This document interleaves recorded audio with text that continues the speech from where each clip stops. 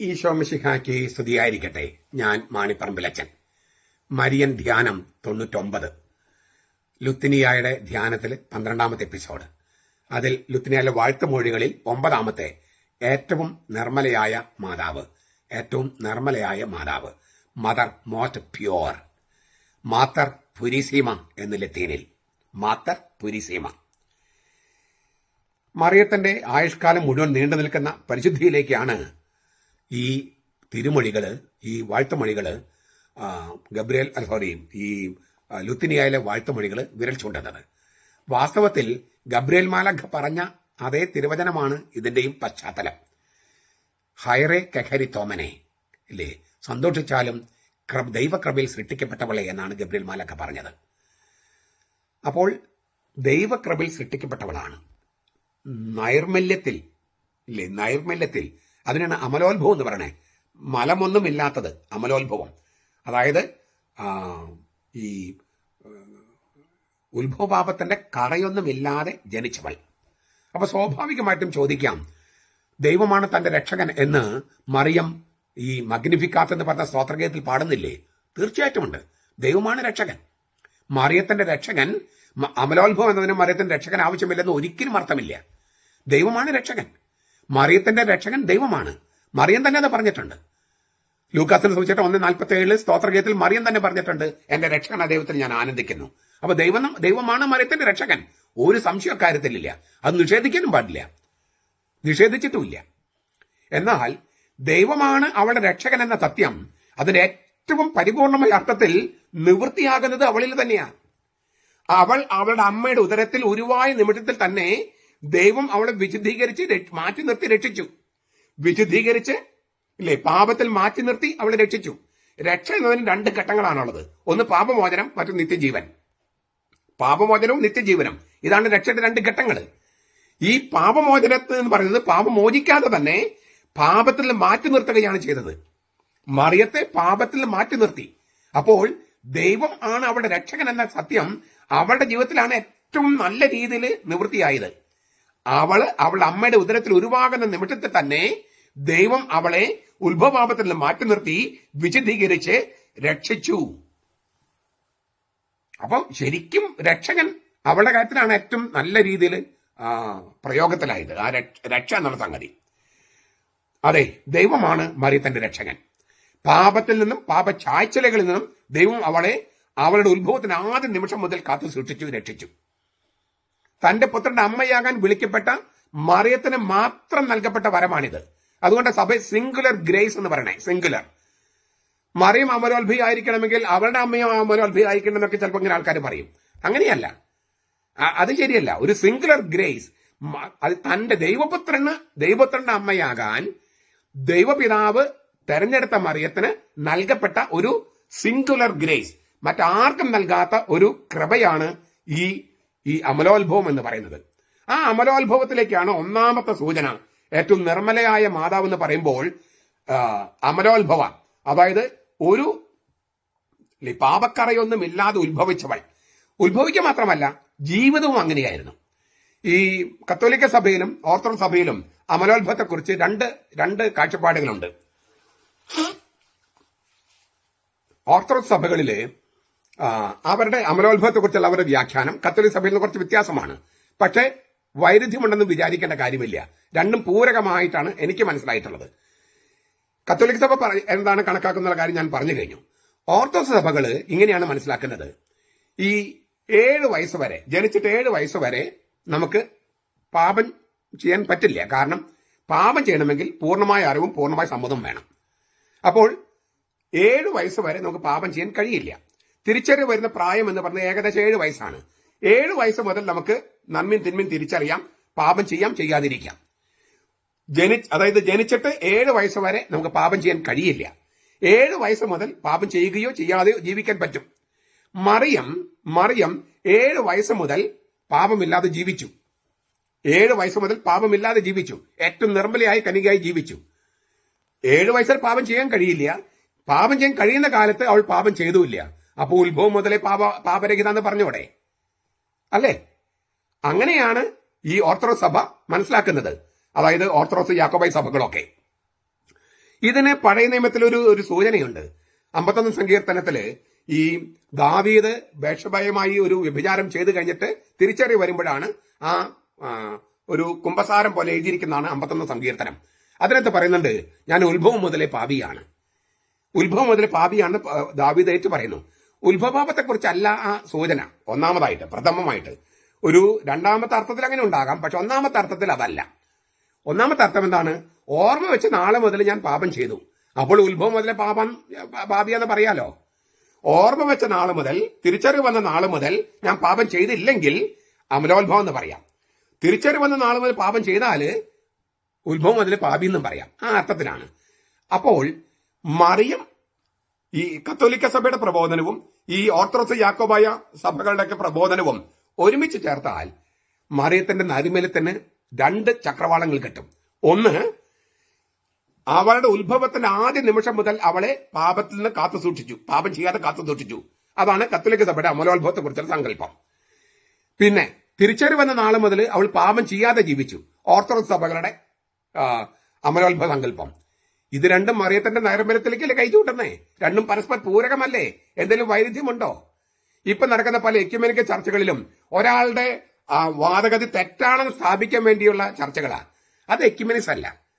രണ്ടിനും പൊരുത്തപ്പെടുന്ന എന്തെല്ലാം ഗണങ്ങളുണ്ട്, പരസ്പര പൂരകമായ കാര്യങ്ങൾ എന്തൊക്കെയുണ്ട്, എവിടെയൊക്കെ യോജിക്കാം എന്ന് ചർച്ച ചെയ്യുന്നതാണ് എക്യുമെനിസം. അല്ലാതെ കത്തോലിക്കർ മുഴുവൻ തെറ്റാണെന്ന് പഠിപ്പിക്കാൻ നടക്കുന്നവരും മറ്റുള്ളവർ മുഴുവൻ തെറ്റാണെന്ന് പഠിപ്പിക്കാൻ നടക്കുന്ന കത്തോലിക്കരും അതൊന്നും യഥാർത്ഥമായിട്ടുള്ള ഒരു സുവിശേഷവൽക്കരണമല്ല. ഞാൻ പിന്നെ എന്തുകൊണ്ടാണ് പെന്തക്കോസ്തക്കാരെ യഹോവ സാക്ഷികൾക്കെതിരെ ഞാൻ സംസാരിക്കുന്നത്? കാരണം അവർ കത്തോലിക്ക സഭ പറയുന്നത് മുഴുവൻ തെറ്റാണെന്ന് പറഞ്ഞ് നടക്കുകയാണ്. അത് ശരിയല്ലല്ലോ. കത്തോലിക്ക സഭ പഠിപ്പിക്കുന്നതാണ് കറക്റ്റ്. അതേസമയം അതിന്റെ പൂരകമായിട്ട് വേണമെങ്കിൽ അവർക്ക് പറയാം. കത്തോലിക്ക സഭ പഠിപ്പിക്കുന്നത് തെറ്റാണെന്ന് പറഞ്ഞു വന്നാൽ ശരിയാകില്ലല്ലോ. അതെങ്ങനെ ശരിയാക്കണേ? ഇവർക്ക് ഉണ്ടാകുന്നതിന് മുമ്പ് കത്തോലിക്ക സഭയിൽ ഉണ്ടായിട്ടുള്ളൂ. അപ്പൊ കത്തോലിക്ക സഭയുടെ വ്യാഖ്യാനങ്ങള് അത് മറ്റുള്ളവരുടെ വ്യാഖ്യാനങ്ങൾ കൊണ്ട് പൂരകമാക്കാം. റദ്ദ് ചെയ്യാൻ പാടില്ല, നിരാകരിക്കാൻ പാടില്ല. അപ്പൊ ഇത് ഈ 2 സങ്കല്പങ്ങള്, അമലോത്ഭവത്തിന്റെ 2 സങ്കല്പങ്ങള് മറിയത്തിന്റെ നൈർമല്യത്തിൽ ഏറ്റവും നിർമ്മലയായ മാതാവ് എന്നുള്ള ആ സങ്കല്പത്തിലേക്ക് കുറെ കൂടി നമ്മളെ അടുപ്പിക്കുകയാണ് ചെയ്യുന്നത്.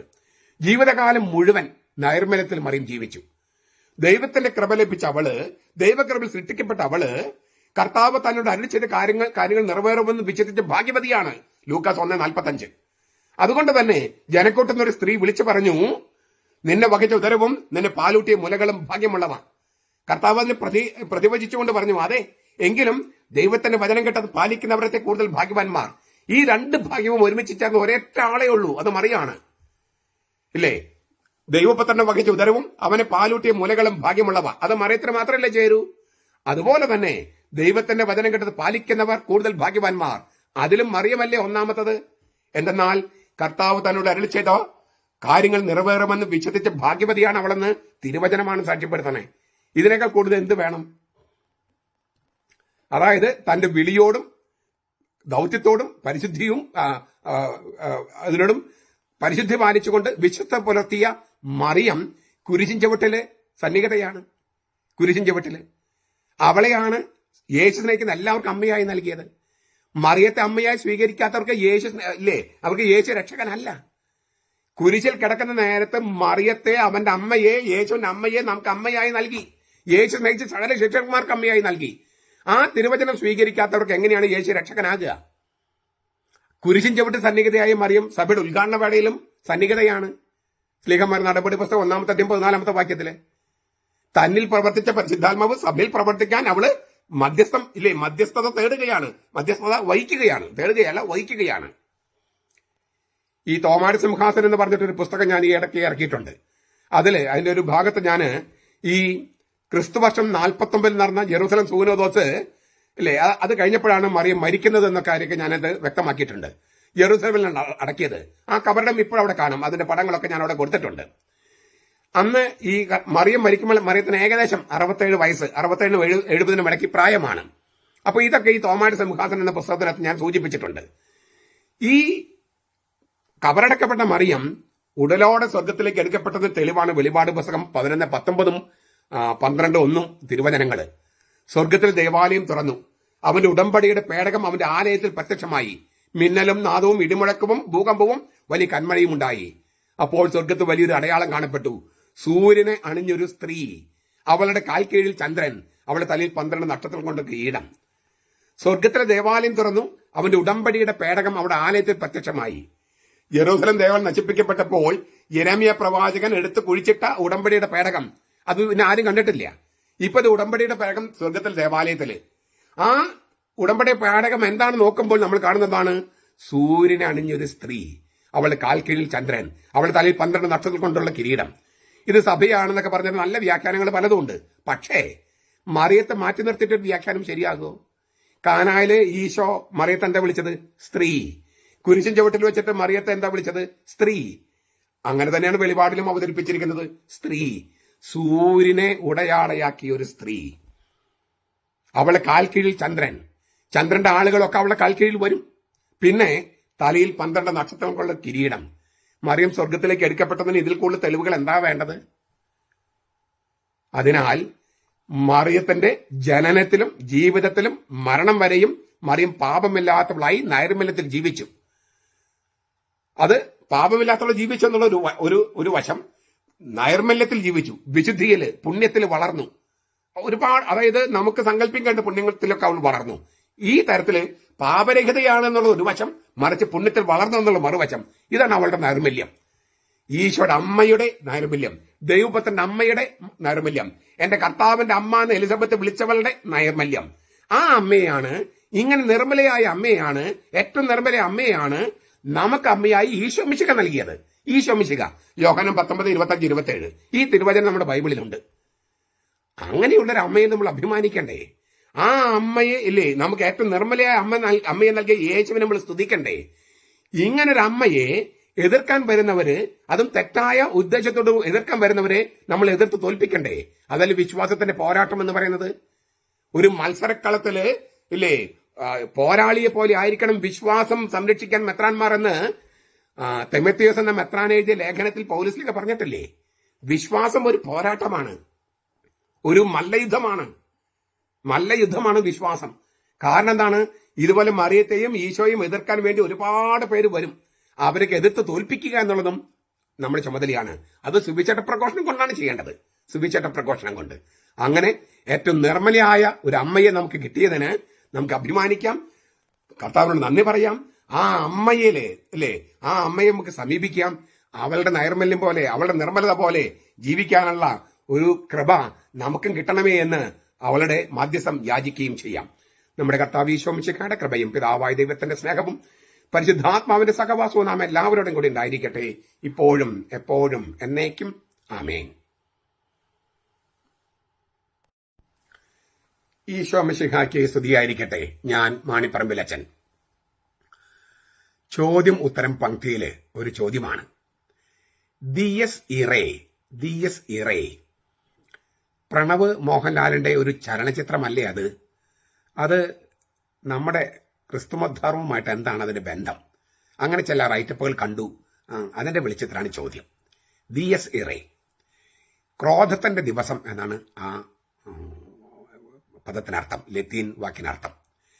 13-ാം ശതകത്തില് ഫ്രാൻസിസ്കൻ സന്യാസിയായിരുന്ന തോമസ് ചലാനോ, അദ്ദേഹം ജനിച്ചത് 1200-ലാണ്, മരിച്ചത് 1265, 13-ാം നൂറ്റാണ്ട്. അപ്പോൾ അദ്ദേഹം രചിച്ചതായി കരുതപ്പെടുന്ന ഒരു ഗാനമാണ്, 19 സ്റ്റാൻസയുള്ള ഒരു കീർത്തനം അല്ലെങ്കിൽ ഒരു ഗാനമാണ് ക്രോധത്തിന്റെ ദിവസം അല്ലെങ്കിൽ ക്രോധത്തിന്റെ ദിനം. അതിൽ ആദ്യത്തെ വരി തുടങ്ങുന്നത്, ആദ്യത്തെ ലൈൻ തുടങ്ങുന്നത് ദിയസ് ഇറേ എന്ന് പറഞ്ഞുകൊണ്ടാണ്. ദിയസ് ഇറേ അത് ലത്തീനാണ്. ദിയസ് ഇറേ ക്രോധത്തിന്റെ ദിവസം എന്നാണ് ആ വാക്കിനർത്ഥം. ഈ ആദ്യത്തെ സ്റ്റാൻസ് ഞാനൊന്ന് ചൊല്ലാം. ഞാൻ എന്റേതായ തർജ്ജമയാണ്. ക്രോധദിനവും ശിക്ഷാവിധിയും ആസന്നമായിരിക്കുന്നു. ദാവീദിന്റെ വചനവും സിബിലിന്റേതും യോജിച്ചിരിക്കുന്നു. സ്വർഗവും ഭൂമിയും ഛാരത്തിൽ അവസാനിച്ചിരിക്കുന്നു. ഈ യാമപ്രാർത്ഥനയിലൊക്കെ ഇത് ലത്തീൻ യാമപ്രാർത്ഥനയിൽ ഇത് ഉൾക്കൊള്ളിച്ചിട്ടുണ്ട് ഈ പ്രാർത്ഥന. പ്രത്യേകിച്ചും നവംബർ 1 ലത്തീൻ സഭയിൽ നവംബർ 1 സകല ആത്മാക്കളുടെയും സകല മരിച്ചവരുടെയും ദിനം. അന്നൊക്കെ ഈ പാട്ട് പാടാറുണ്ട്. അതില് 19 സ്റ്റാൻസ ഉണ്ടെന്ന് പറഞ്ഞല്ലോ. അതിൽ 13-ാമത്തെ സ്റ്റാൻസയില് നമ്മൾ ഇങ്ങനെയാണ് പാടുന്നത്. പാപമോചിതയായ പാപിനിയിലൂടെ മരിച്ചുകൊണ്ടിരുന്ന കള്ളനോട് പുറത്തതിലൂടെ ഇന്നെനിക്കേകുന്നു നൽ പ്രതീക്ഷ. അല്ലെങ്കിൽ അതിന് വേറൊരു തരത്തിൽ തർജ്ജമ ചെയ്യാറുണ്ട്. മറിയത്തിന് മാപ്പ് കൊടുത്ത നീ, കള്ളന്റെ പ്രാർത്ഥന കേട്ടുള്ളലിഞ്ഞ നീ, ഇന്നെനിക്കേകുന്നു നൽപ്രത്യാശ. ഇങ്ങനെയൊക്കെ അത് തർജ്ജമ ചെയ്യാം. അത് പലതരത്തിൽ തർജ്ജമ ചെയ്തിട്ടുണ്ട്. അപ്പൊ ഇതാണ് ഈ ഒന്നാമത്തെ വാക്ക്. ഈ കീർത്തനത്തിലെ ഒന്നാമത്തെ വാക്കാണ് ക്രോധദിനം. ദിയസ് ഇറേ, ക്രോധദിനം. അതാണ് ആ പ്രണവ് മോഹൻലാല് നായകനോ വില്ലനോ എനിക്ക് അറിഞ്ഞുകൂടാ അങ്ങനെ വരുന്ന ആ ചലനചിത്രത്തിന്റെ തലക്കെട്ടായി കൊടുത്തിരിക്കുന്നത്. സിനിമയുടെ ഇതിവൃത്തം എനിക്കറിയില്ല. പക്ഷെ ഈ കീർത്തനവുമായിട്ട് ബന്ധപ്പെട്ട് ചില കാര്യങ്ങൾ പറഞ്ഞാലാണ് ഈ ക്രോധദിനം അങ്ങനെ തന്നെയാണോ ഈ പാട്ടിന്റെ ക്രോധദിനത്തെക്കുറിച്ചാണോ അതോ ഈ പാട്ടിനകത്ത് വല്ല പ്രത്യാശയുണ്ടോ? നമ്മൾ കണ്ടു കഴിഞ്ഞു. അതിനകത്ത് 13ാമത്തെ സ്റ്റാൻസിൽ പറയാണ്, മറിയത്തിന് മാപ്പ് കൊടുത്ത നീ, കള്ളന്റെ പ്രാർത്ഥന കേട്ടുള്ളലിഞ്ഞ നീ, ഇന്നെനിക്കേകുന്നു നൽ പ്രതീക്ഷ അല്ലെങ്കിൽ നൽ പ്രത്യാശ. അപ്പൊ ഇത് മനസ്സിലാക്കണമെങ്കിൽ ഈ നല്ല കള്ളനുമായി ബന്ധപ്പെട്ട ആ സംഭവം എന്ന് നമ്മൾ തിരിച്ചറിഞ്ഞാലാണ് ഈ ദിയസ് ഇറ എന്ന കീർത്തനവും അതിന്റെ പശ്ചാത്തലവും നമുക്ക് നന്നായിട്ട് മനസ്സിലാക്കാൻ കഴിയാം. ലൂക്കാസിന്റെ സുവിശേഷം 23-ാം അധ്യായം 33 വചനങ്ങൾ. തലയോട് എന്ന സ്ഥലത്തെത്തിയപ്പോൾ അവർ അവിടെ അവനെയും ആ കുറ്റവാളികളെയും ഒരുവനെ വലത്തും ഇതരന് ഇടത്തുമായി കുരിശിൽ തറച്ചു. യേശു പറഞ്ഞു, പിതാവേ, ഇവരോട് ക്ഷമിക്കണമേ, ഇവർ ചെയ്യുന്നത് എന്തെന്ന് അറിയുന്നില്ല. അനന്തരം അവർ അവന്റെ വസ്ത്രങ്ങൾ ഭാഗിച്ച് കുറിയിട്ടു. ജനം നോക്കി നിന്നു. പ്രമാണികൾ പരിഹസിച്ച് പറഞ്ഞു, ഇവൻ മറ്റുള്ളവരെ രക്ഷിച്ചു. ഇവൻ ദൈവത്തിന്റെ ക്രിസ്തുവാണെങ്കിൽ, അവിടുത്തെ തെരഞ്ഞെടുക്കപ്പെട്ടവനാണെങ്കിൽ തന്നെ രക്ഷിക്കട്ടെ. പടയാളികൾ അവനെ പരിഹസിച്ച് അടുത്തു വന്ന് അവനെ പുളിച്ച വീഞ്ഞ് കാണിച്ചു പറഞ്ഞു, നീ യഹൂദരുടെ രാജാവാണെങ്കിൽ നിന്നെ തന്നെ രക്ഷിക്കുക. ഇവൻ യഹൂദരുടെ രാജാവ് എന്നൊരു ലിഖിതം അവന്റെ മീതെ ഉണ്ടായിരുന്നു.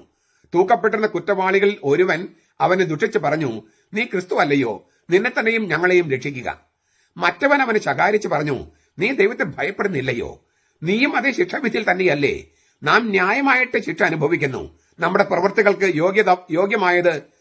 യോഗ്യമായതല്ലോ നമുക്ക് കിട്ടുന്നത്. ഇവനോ അരുതാത്തൊന്നും ചെയ്തിട്ടില്ല. അവൻ തുടർന്ന് പറഞ്ഞു, യേശുവേ, നീ നിന്റെ രാജ്യത്തിലേക്ക് വരുമ്പോൾ എന്നെയും ഓർക്കണമേ. യേശു അവനോട് പറഞ്ഞു, ഇന്ന് നീ എന്നോടുകൂടെ പർദീസയിലായിരിക്കുമെന്ന് സത്യമായി ഞാൻ നിന്നോട് പറയുന്നു.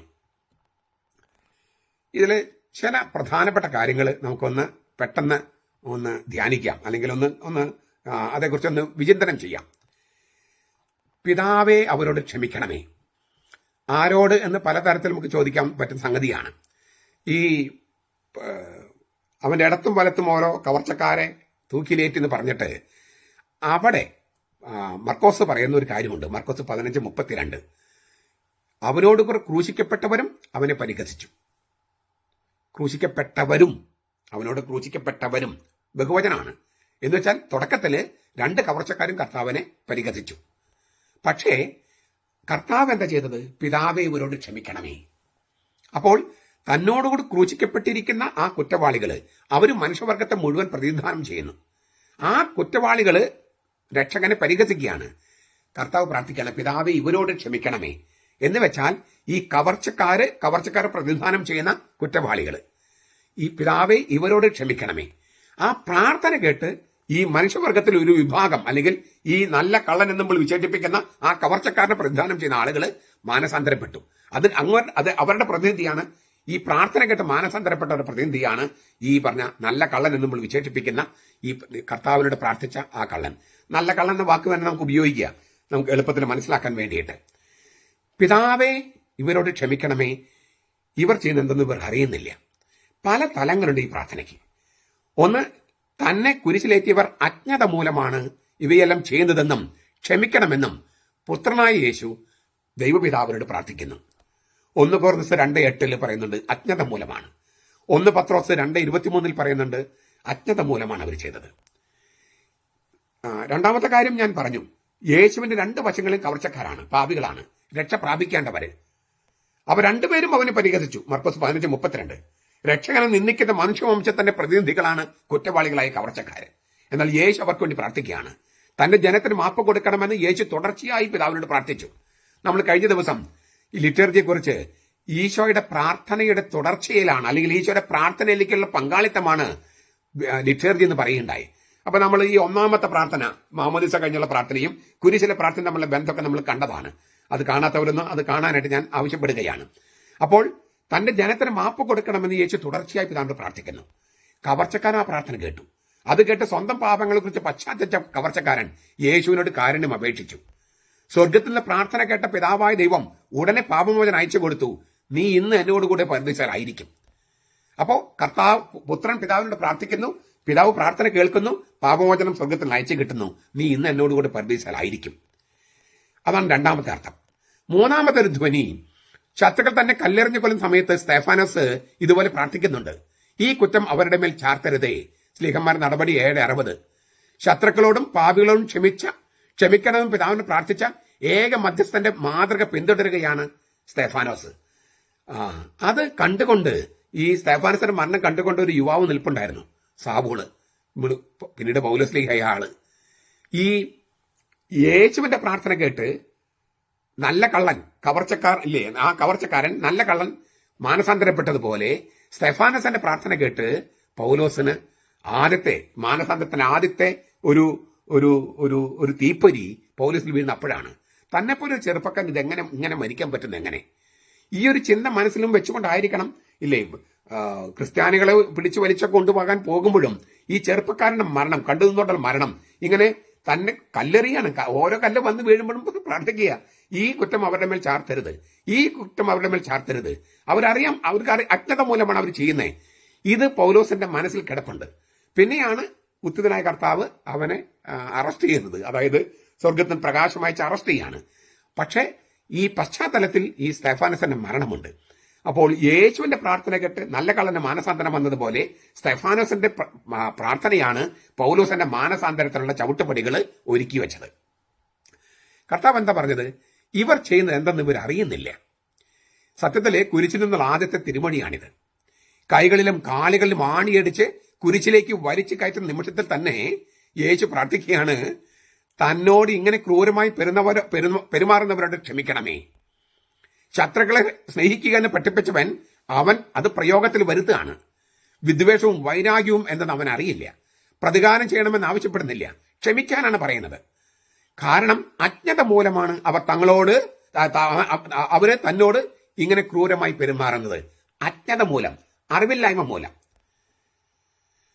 ഈ അജ്ഞത മൂലമാണ് അവർ അങ്ങനെ തന്നോട് പെരുമാറുന്നത് എന്ന് പറയുമ്പോൾ, അതായത് അവരെ ക്ഷമിക്കാനായിട്ട് പറയുന്ന ന്യായം, അവരെ ക്ഷമിക്കണം. കാരണം എന്താ? അവർക്ക് അറിവില്ലായ്മ കൊണ്ടാണ് അവരങ്ങനെ ചെയ്യണേ, അജ്ഞത മൂലമാണ് ചെയ്യുന്നത്. ദേവാലയത്തിലെ പ്രസംഗത്തില് ദുഃഖസ്മരണകൾ ഉയർത്തുന്ന കുരിശുമരണത്തെക്കുറിച്ച് സൂചിപ്പിച്ചതിന് ശേഷം പത്രോസ് പറയുന്നുണ്ട്, സ്ലീഹന്മാരുടെ നടപടി പുസ്തകം 3:14-15 ഇതിങ്ങനെ കർത്താവിന്റെ കുരിശുമരണത്തെക്കുറിച്ച് പറഞ്ഞിട്ട് പറയാണ്, നിങ്ങളും അജ്ഞത മൂലമാണ് അങ്ങനെ പ്രവർത്തിച്ചത്. സ്ലീഹന്മാരുടെ നടപടി 3:17. അറിവില്ലാതെ അവിശ്വാസിയായിട്ടാണ് ഞാൻ പ്രവർത്തിച്ചതെന്ന് തന്റെ ഇരുണ്ട ഭൂതകാലത്തിലേക്ക് നോക്കി പൗലോസ് വേദനയോട് ഏറ്റു പറയുന്നുണ്ട്. 1 തിമത്തിയോസ് 1:13. എങ്കിലും ദൈവത്തിന്റെ കൃപ എനിക്ക് ലഭിച്ചു എന്നാണ് പൗലോസ് പറയണേ. യേശുവിനെ വധിക്കാൻ നിയോഗിക്കപ്പെട്ടിരുന്ന പട്ടാളക്കാരെ അജ്ഞരായിരുന്നു. അവരെന്താണ് ചെയ്യുന്നതെന്ന് അവർക്കറിയില്ലായിരുന്നു. എന്നാൽ യേശുവിനെ വധശിക്ഷയ്ക്ക് വിധിച്ചവർക്ക് അറിയാമായിരുന്നു തങ്ങൾ എന്താണ് ചെയ്യുന്നതെന്ന്. പക്ഷെ ഇരു കൂട്ടർക്കും ഇതൊരു ആശ്വാസമാണ്. അവരും അജ്ഞരായിരുന്നുവെന്ന് കർത്താവ് കരുതുകയും അവർക്ക് വേണ്ടി, അവരുടെ പാപമോചനത്തിന് വേണ്ടി പിതാവായ ദൈവത്തോട് നേരിട്ട് ഉണർത്തിച്ച് പ്രാർത്ഥിക്കുകയും ചെയ്യുന്നു. കാരണം അവരുടെ അജ്ഞതയെ മാനസാന്തര പാതയിലേക്കുള്ള ഒരു തിരുനടയായിട്ട് കർത്താവ് കാണുകയാണ്. ഇത് മനസ്സിലാക്കാൻ നമുക്ക് ഈ 1 തിമോത്തിയോസ് 1:13 പൗലോസ് പറയുന്നില്ലേ, ഈ ഞാൻ അറിവില്ലാതെ അജ്ഞത മൂലമാണ് അങ്ങനെ പ്രവർത്തിച്ചത്. അറിയുന്നില്ല, അജ്ഞത. ഇതേക്കുറിച്ച് ബെനഡിക്ട് 16 മാർപ്പാപ്പ നൽകുന്ന ഒരു മനോഹര വ്യാഖ്യാനമുണ്ട്. അവിടെ ഈ ദിയസേർ എന്നുള്ള വാക്ക് ബെനഡിക്ട് മാർപ്പാപ്പ ഉപയോഗിക്കുന്നുണ്ട്. അപ്പൊ നമുക്കതിലേക്ക് പോകാം. ഈ വിശുദ്ധ പത്രോസിന്റെ പ്രസംഗത്തില് മുടന്തനായ ഒരാളെ സുഖപ്പെടുത്തിയതിനു ശേഷം സോളമന്റെ മണ്ഡപത്തില് ജനങ്ങൾ ഒന്നിച്ചു കൂടിയപ്പോൾ പത്രോസ് ജനങ്ങളെ വേദനയോട് ഓർമ്മിപ്പിച്ചു, പരിശുദ്ധനും നീതിമാനുമായ അവനെ നിങ്ങൾ നിരാകരിച്ചു, പകരം ഒരു കൊലപാതകയെ വിട്ടുകിട്ടാൻ അപേക്ഷിച്ചു, ജീവന്റെ നാഥനെ നിങ്ങൾ വധിച്ചു, എന്നാൽ ദൈവം അവനെ മരിച്ചവരിൽ നിന്നും ഉയർപ്പിച്ചു. ഈ ദുഃഖസ്മരണകൾ നടത്തുന്ന ഈ പ്രസംഗത്തിന്റെ സമാപനത്തിൽ പത്രോസ് പറയാണ്, ഈ നിങ്ങളുടെ നേതാക്കന്മാരെ പോലെ നിങ്ങളും അജ്ഞത മൂലമാണ്, അറിവില്ലായ്മ മൂലമാണ് ഇങ്ങനെ പ്രവർത്തിച്ചതെന്ന് എനിക്കറിയാം. ഈ മുൻപ് താൻ യേശുവിനെ നിന്ദിക്കുകയും പീഡിപ്പിക്കുകയും അധിക്ഷയും ചെയ്തുവെന്ന് പൗലോസ് വേദനയോട് ഓർത്തിട്ട് പറയാണ്, എങ്കിലും എനിക്ക് കരുണ ലഭിച്ചു. കാരണം അറിവില്ലാതെ അവിശ്വാസിയായിട്ടാണ് ഞാൻ പ്രവർത്തിച്ചത്. നിയമത്തിന്റെ ഉത്തമ ശിക്ഷനും വിശുദ്ധ പുസ്തകമനുസരിച്ച് ജീവിച്ചവനുമെന്ന നിലയിൽ മുൻപ് തനിക്കുണ്ടായിരുന്ന ആത്മവിശ്വാസത്തിന്റെ വെളിച്ചത്തില് പൗലോസിന്റെ ഈ വാക്കുകൾ വളരെ കഠിനമാണ്. ഇല്ലേ, നിയമത്തിന് മുമ്പിൽ താൻ കുറ്റക്കാരനല്ലെന്നൊക്കെ പറയുന്നുണ്ട് പൗലോസ്. എന്നിട്ടും ഒരു ഏറ്റുപറച്ചിൽ നടത്തുകയാണ്.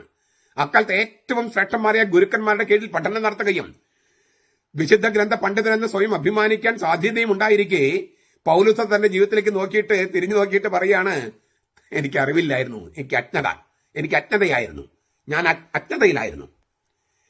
എന്നാൽ പൗലോസിന്റെ ഈ അജ്ഞതയാണ്, ഈ അറിവില്ലായ്മയാണ് അദ്ദേഹത്തെ രക്ഷിച്ചതും പാപമോചനത്തിന് പാത്രമാക്കിയതും. പാണ്ഡിത്യത്തിന്റെ പാരമ്യത, അജ്ഞതയുടെ അടിത്തട്ട്, ഇത് രണ്ടും ഒരാളിലും സന്ധിക്കുകയാണ്, വന്നു ചേരുകയാണ്. അന്നത്തെ ഏറ്റവും വലിയ പണ്ഡിതന്മാരുടെ കീഴിൽ പഠിച്ചവനാണ് പൗലോസ്. എന്നിട്ടും പറയാ, ഞാൻ അജ്ഞനായിരുന്നു. ഏറ്റവും വലിയ പണ്ഡിതൻ പറയാണ്, ഞാൻ അജ്ഞനായിരുന്നു. ഈ സ്വയം പര്യാപ്തമെന്ന് കരുതുന്ന അറിവിന്റെ നെറിവുകേടിനെയാണ് ഇത് വെളിപ്പെടുത്തുന്നത്. അത് നമുക്ക് എത്ര വലിയ അറിവുണ്ടായാലും ഞാൻ സ്വയം പര്യാപ്തനാണ് എന്ന് ഒരാൾ വിചാരിച്ചാൽ, അതായത് എനിക്ക് ദൈവം വേണ്ട എന്ന് വിചാരിച്ചാൽ, അയാൾക്ക് എത്ര വലിയ പാണ്ഡിത്യമുണ്ടെങ്കിലും അയാൾ അജ്ഞതയുടെ അടിത്തട്ടിലാണ്. ഇതൊരു ഞെട്ടിപ്പിക്കുന്ന ഒരു പാരഡോക്സ് ആണ്, ഞെട്ടിപ്പിക്കുന്ന പാരഡോക്സ്. അതായത് ദൈവത്തെ കൂടാതെ സ്വയം പര്യാപ്തനെന്ന് വിചാരിക്കുന്ന ആരുടെ പാണ്ഡിത്യവും വാസ്തവത്തിൽ അജ്ഞതയാണ്. അത് യഥാർത്ഥ ജ്ഞാനമല്ല. മനുഷ്യനെ യഥാർത്ഥത്തിൽ മനുഷ്യനാക്കി രൂപാന്തരപ്പെടുന്ന സത്യത്തിലേക്ക് നയിക്കുന്ന ജ്ഞാനമല്ല അത്. യേശുവിനെ കാണാൻ കിഴക്കുന്ന വന്ന ജ്ഞാനികളെക്കുറിച്ചുള്ള ചരിത്രകഥയില് അറിവുണ്ടായിട്ടും ഗ്രഹിക്കാൻ കഴിയാതെ പോയവരെ കുറിച്ച് ഒരു പരാമർശമുണ്ട്. പ്രധാന പുരോഹിതന്മാർക്കും ധർമ്മശാസ്ത്രികൾക്കും നിയമജ്ഞർക്കും തീർച്ചയായിട്ടും അറിയാം മിശിഹ എവിടെയാണ് ജനിക്കുന്നതെന്ന്.